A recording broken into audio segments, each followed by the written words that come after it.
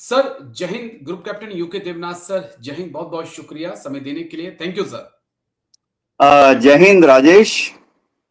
Thank you sir, आपने समय दिया। और पहले तो मुबारकबाद, कॉन्ग्रेचुलेशन साहब को कि आपने हर मंच पर और खासकर मेरे मंच पर कई बार ये आवाज उठाई कि लगातार इंडियन एयरफोर्स के पास स्क्वाड्रन्स कम हो रहे हैं, इस पर ध्यान देने की जरूरत है। अब मुझे लग रहा है कि कहीं ना कहीं बात पहुंची है और सरकार नींद से जागी है। और सर खबरें आ रही हैं कि लगभग 114 राफेल फाइटर जेट जो हैं उसको लेकर फ्रांस के साथ डील हो रही है और तय हो चुका है। 3.25 लाख करोड़ की ये पूरी डिफेंस डील होगी। 94 राफेल विमान मेक इन इंडिया के तहत भारत में बनेंगे। कैसे हम इसको देखें सर? देर आए लेकिन दुरुस्त आए सर।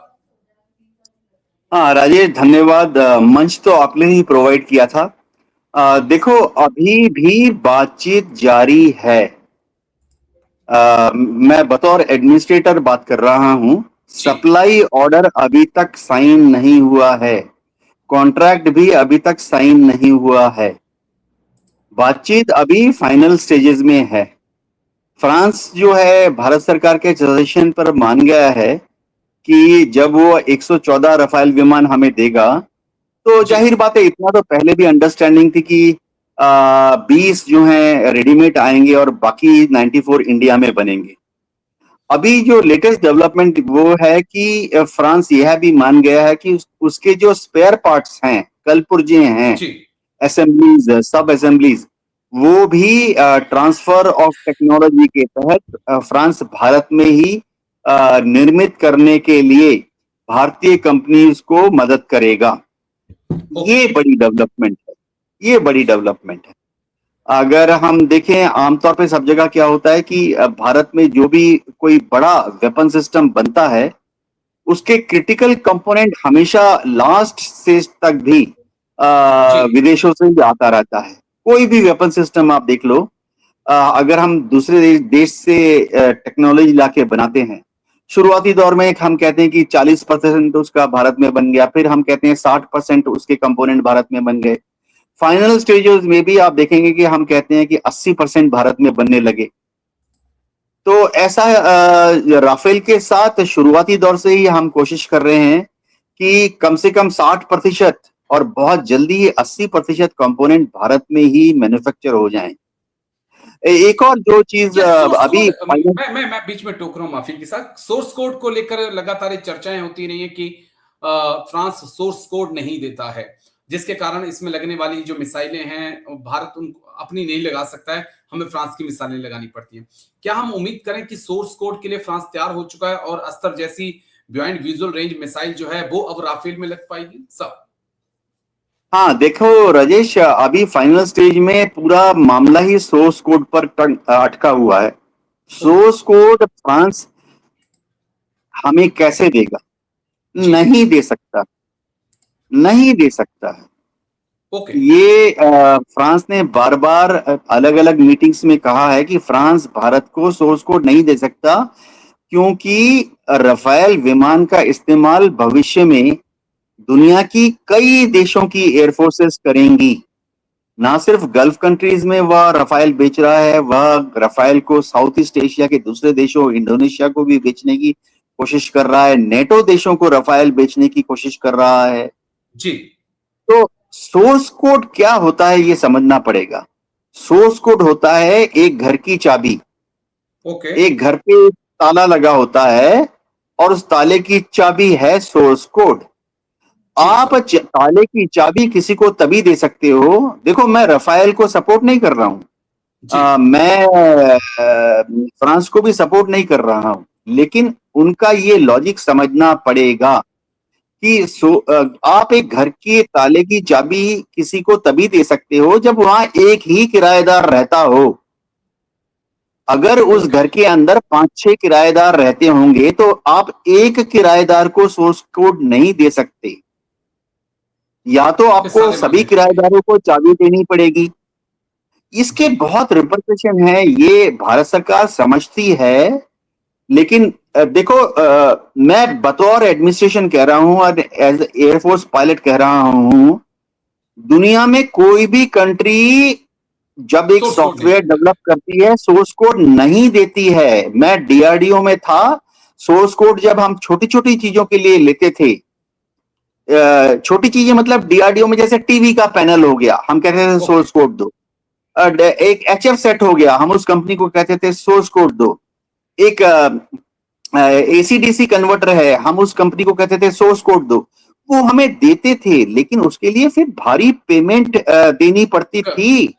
चलिए पॉइंट इज क्लियर। तो मैं जी एग्री हूं, लेकिन बस हमें इतना हो जाए कि अस्त्र मिसाइलें या हमारी जो है मिसाइलें हम उसका इस्तेमाल कर सकें, चाहे आने वाले वक्त में भरमोसी हो, ऐसी सुविधा हम उम्मीद करते हैं इस राफेल के अंदर हो।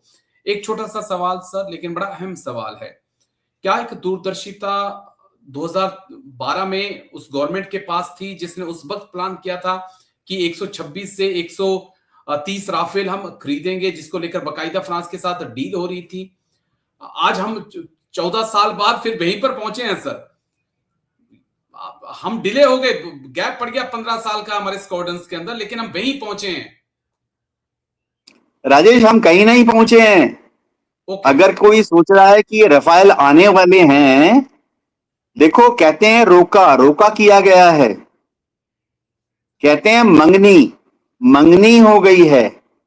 अभी प्री वेडिंग शूट चल रही है, शादी नहीं हुई है, बारात नहीं चली है, कॉन्ट्रैक्ट साइन नहीं हुआ है। ये इंडियन एयरफोर्स को धोखा दिया जा रहा है। ठीक सर। देखो, सोर्स कोड की बात आप तब करते हैं जब आप मजबूत। अगर इंडियन एयरफोर्स में पहले से ही समझो हमारे पास 36 स्क्वाड्रन होते, हमारे पास 40 स्क्वाड्रन होते या 42 स्क्वाड्रन होते, तो फिर इस कॉन्ट्रैक्ट को हम सोर्स कोड वाले मुद्दे को अगले 10 साल तक बात कर सकते थे, क्योंकि हमें चिंता नहीं है। चलने दो बातों को, फ्रांस तो बेचेगा ना।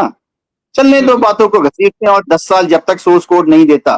क्योंकि हमारे पास 38 स्क्वाड्रन होते, अगर जी। होते, या हमारे पास अगर 40 स्क्वाड्रन मेरे बेल्ट के नीचे होते। अभी हालत यह है कि भूखा खाएगा क्या, नंगा नाचेगा क्या, निचोड़ेगा क्या।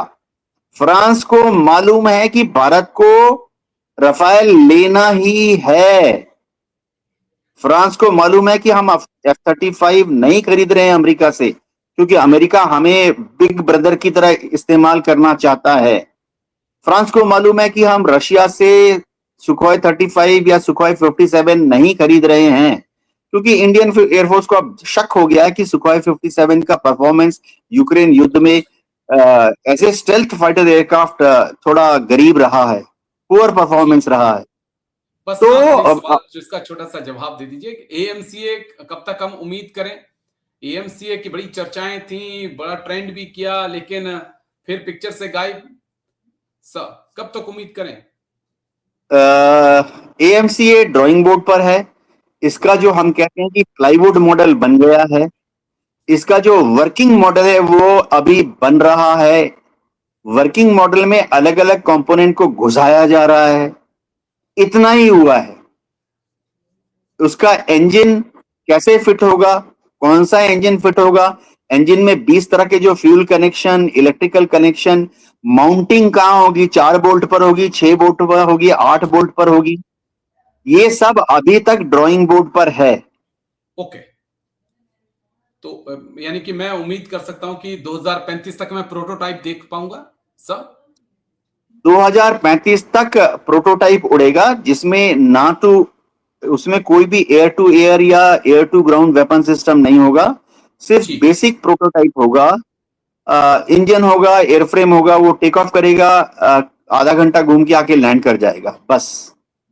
चलिए, हम उसमें भी खुश हो जाएंगे। लेकिन चलिए, शुक्रिया, बहुत बहुत शुक्रिया। अच्छी खबर है सर, कम से कम एक गुड न्यूज तो आई, कम से कम होप तो है। शुक्रिया, बहुत बहुत शुक्रिया group captain UK Devnath sir, आपने समय दिया। थैंक यू सर इसके लिए। जय हिंद। Thank you sir. Thank you. Thank you sir.